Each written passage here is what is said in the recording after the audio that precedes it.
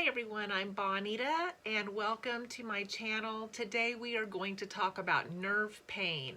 Now I have arachnoiditis and many of you that visit with me on this channel also have that condition. But nerve pain can affect other conditions as well.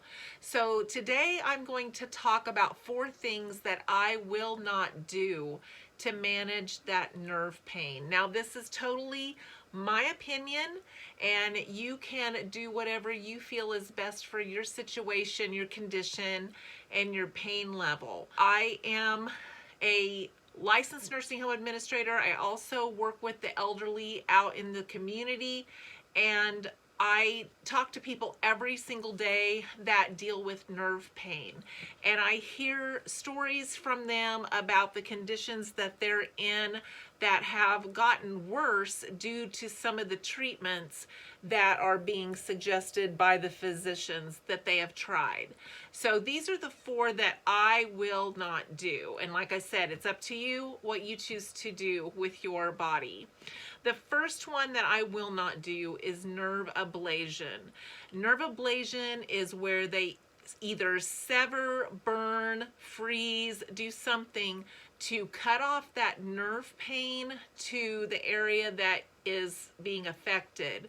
But when they do that, you're going to get numbness, you're going to lose control of whatever faculty area that they're cutting off those nerves to. I have known people that have lost feeling completely in their legs, their bowels, their bladder, different things like that from having nerve ablation done. So this is one of the things that I will not do. And I'm not saying that I'm not in bad enough pain at times to feel like I need something like that for relief. I'm just not willing to suffer the consequences that go with that. The second thing I will not do is a spinal stimulator. Many people have tried these. Some people say that they work for them, and that's great. But I've been to 2 consulting appointments about a spinal stimulator. Both of them, they told me that they put in a trial, and then after a bit, they come back, take that out, and put in the other one. And I follow Facebook groups on arachnoiditis, and so many people tell us on those Facebook groups that the temporary will work pretty well, but then when they get the final one in, it doesn't always end up working well, and a lot of times they have to have it taken back out. And then they have additional scar tissue and problems from having it inserted and taken back out. And if you have spinal stenosis also like I do, which is a narrowing of that spinal cord, it makes it even more difficult for them to insert that lead up there and not cause additional damage. And one of the places I went even required that you had to pay, and your insurance didn't pay for this, but you had to pay to have a counseling session that was fairly extensive before they even put this in your back so that they could get permission to then do the procedure. Now, anything that requires you to get a counseling session up front that you have to pay for and insurance doesn't even cover, that makes me very leery right off the bat. Why do I need a counseling session to have this done to my back if it's supposed to help me? That tells me a lot of times there's consequences, and they want to cover themselves to make sure that if they have to take it back out and you have additional damage, that they can say, hey, we counseled them and they understood that this could happen. Now, when I had my epidural, they said that I had been counseled on what could happen if the epidural went wrong. They did not counsel me at all on what the consequences could be if it went wrong. And the paper that they had me sign didn't have any of those consequences on there. And I signed giving them permission to do that to my back, and it was very, very simple little short form that I signed that looked hand typed on a machine. And then after they punctured my spinal cord and had to go back in and do a blood patch, somebody altered the form that I signed and said that I gave them permission to do a blood patch. They never had me initial it. They never had me sign anything further. They never put anything on there that a blood patch could be the result of something going bad. That counseling session to me is a big red flag. The third thing I will not do is have back surgery.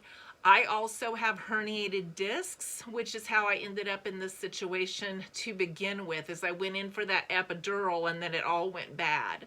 Some people have surgeries for herniated discs. I was never offered a surgery. I was just offered to be put on this long-term epidural plan where I went in every 3 months and got an epidural. I don't want a back surgery. I don't think I would have taken a back surgery even then, even with the pain that I was in then. I don't think I would have agreed to that. Again, I talk to people every single day that have had multiple back surgeries, and sometimes are getting ready to go in for another back surgery, hoping that that will give them some pain relief. And many times they just end up in worse shape than they were before. And I'm not willing to do that. I'm just going to take my chances. And again, this is my decision, my opinion. Do with it what you will. The fourth thing that I will not do is take anything for nerve pain. I will not take gabapentin. I will not take Lyrica. I have been on both of those before. They caused immense confusion for me. They made it difficult for me to hold down my job. They made it difficult for me to concentrate, to process things that were being said to me. And I started having incontinence, because those things start shutting down your brain to try to make you think you're not in pain, because you don't want those brain signals saying, hey, she's in pain. So they start shutting that down. But when they start shutting that down, they start shutting off all other kinds of faculties that I am not willing to have let go. So I am so much clearer. I may have more pain. I wouldn't even say I have more pain, because I didn't feel like they really helped my pain that much. I still hurt. I was just confused and kind of oblivious to what was going on. I couldn't remember anything. It was absolutely horrible. And they both did that to me. And again, on this Facebook group, I hear from other people that have experienced the same thing.